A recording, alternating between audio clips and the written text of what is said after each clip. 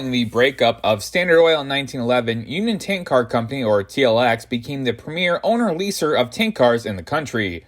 One of the most iconic designs was the X-3, originally starting production in 1916. These would continue on to be built until World War II. The design would change slightly over the production years, and several size variations would be available as well. Rapido announced the 10,000-gallon variant in September of 2021, and dealers received the units in February of 2023. This initial release includes several road names, including nameplate railroads as well as UTLX. The majority of the road names only have one paint scheme, and UTLX, the primary owner leaser, is being offered in 6 different paint schemes with 2 braking variations as well. Depending on the road name, the cars are available in single, 3, or 6 packs, and the MSRP is $54.95 for a single car. Today, the review will be looking at UTLX 35294. This unit was built in 1920 and re-verified in 1950. This unit also comes with the later style braking components.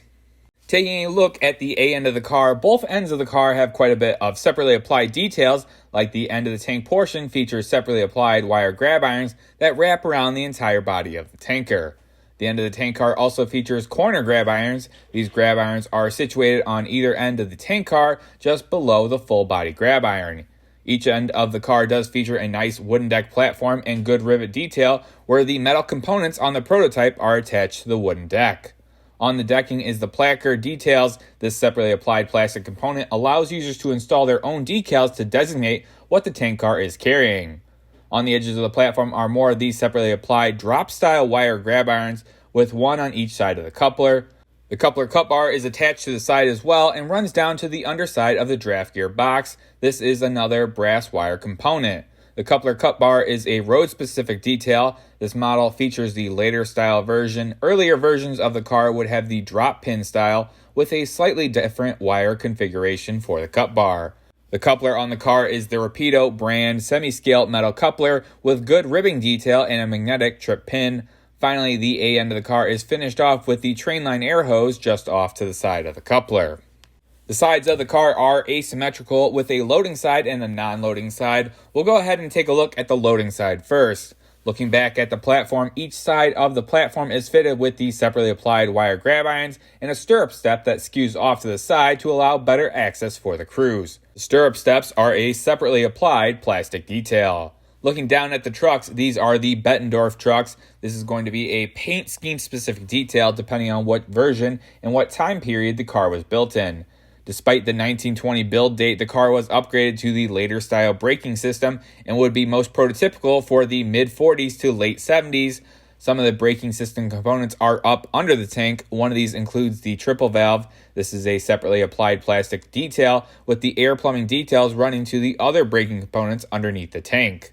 The loading side of the tank car is designated by the filling platform and ladder assembly on the side of the car. Both of these are only on one side of the car and are separately applied plastic details. As per the federal requirement, placards are required on all 4 sides of the car, so we can see another placard detail towards the interior bands holding down the tank body. Some of the more subtle details include the tank bands. There are 4 tank bands that wrap around the tank and attach the tank body to the center sill and chassis of the car.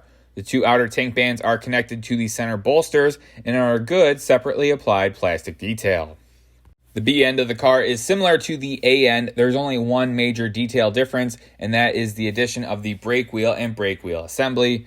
The brake wheel is very finely done plastic component. This is going to be a road-specific detail as well, depending on which version of the car you got. Today we're taking a look at the later style, and this car does have the ratchet-style brake assembly mounted to the end plate of the car.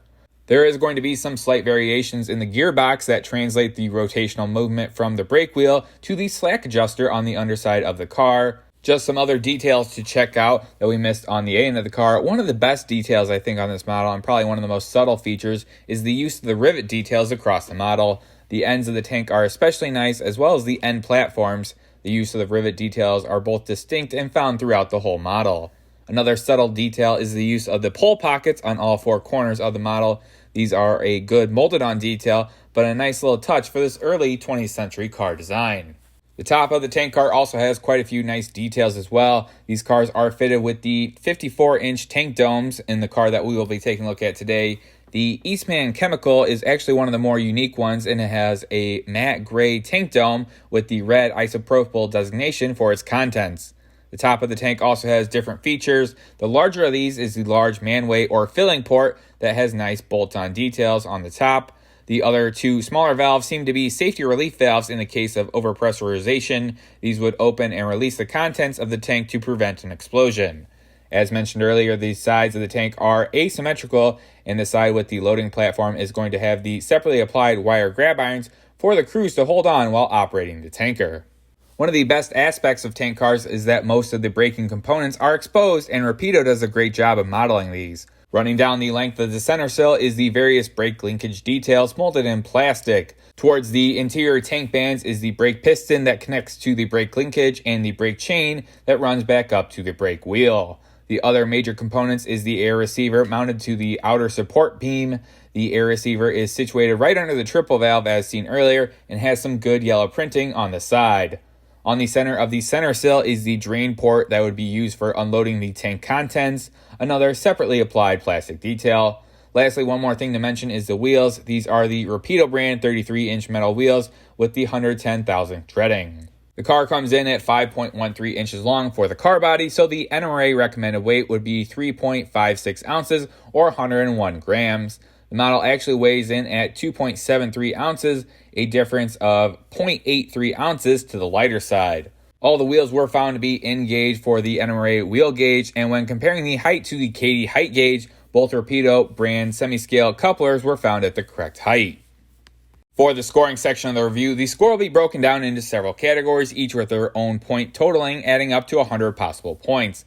For the packaging, the model comes in the high-quality cardboard box with soft plastic liner and a hard plastic outer shell for protection. Also included with every car is a sticker and an information packet for getting started, as well as the exploded parts diagram. The accuracy of the model seems to be very well done. I couldn't find very many photos outside of the ones that Rapido provided, and it appears that every detail and paint aspect match well with the photos. The paint on the model is great too. Every car comes in a flat black finish. The car that we're taking a look at today, the Eastman Chemical, is the most colorful out of the bunch with a black finish and the silver dome. Regardless, the base coat is good and the yellow decals over the black coat is nice too, despite the small printing. The details are up to par with the Rapido standard, and the majority of the details being separately applied. There's a great number of metal and plastic details, and the molded on details are very fine as well. All in all, almost every detail is great, and there really isn't any subpar details or anything that could be improved upon. The car operated around the layout for a few hours without any issues. The car came with the correct 3-point suspension and no body wobble. The car weighed quite a bit underweight, especially for a smaller car. I didn't experience any issues directly related to the weight, but it might be some problems on the head end of longer trains, and it's difficult to add weight without major surgery.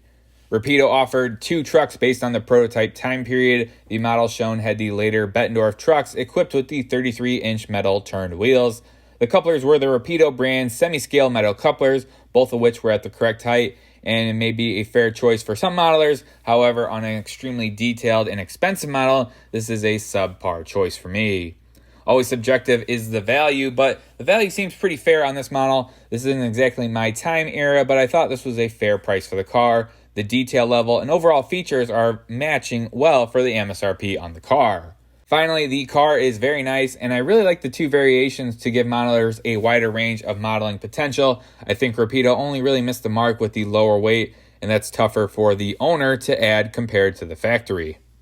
Adding up all the points gives a score of 97 out of 100, or a very solid A+ rating. This puts the Rapido UTLX X3 tank car very close to the top, tied for 3rd place. Overall, I think this is a very fair rating for the X3 with a great amount of detail, excellent operations, and paint. Just makes for a great overall piece of equipment. It was very difficult to find any really shortcomings with this model, and overall is very close to a near perfect car. Rapido has really built up this reputation of providing some great quality railroad equipment at a very fair price. I think this is no different and should be a great addition to anyone's layout. Really, the only issue I could find is the weight, and that really just comes down to the fact that it's very difficult for the end user to install it, and this really should have been done by the factory. And others might find some fault with a semi-scale coupler on a $55 freight car. I have several other early 20th century tank cars, and honestly, this is just a class above anything else in my collection. Even my older, more detailed cars that I thought were pretty good on the details don't even really compare to this car, and I wasn't really expecting this when I purchased this car. I would definitely recommend this car to anyone that's modeling the early 20th century all the way up to the mid to late 1970s. These cars were very versatile and were used from pretty much private leasers all the way up to your Class 1 railroads, all the way to maintenance away, and really could just be used about for anything that was a general purpose liquid tank car. Let me know what you guys think, though, in the comments below. Are you guys excited for this car, or if you are disappointed with another very premium, very detailed model? But that's all I got for this time. Comment, rate, subscribe, and I'll see you next time. Thanks for watching.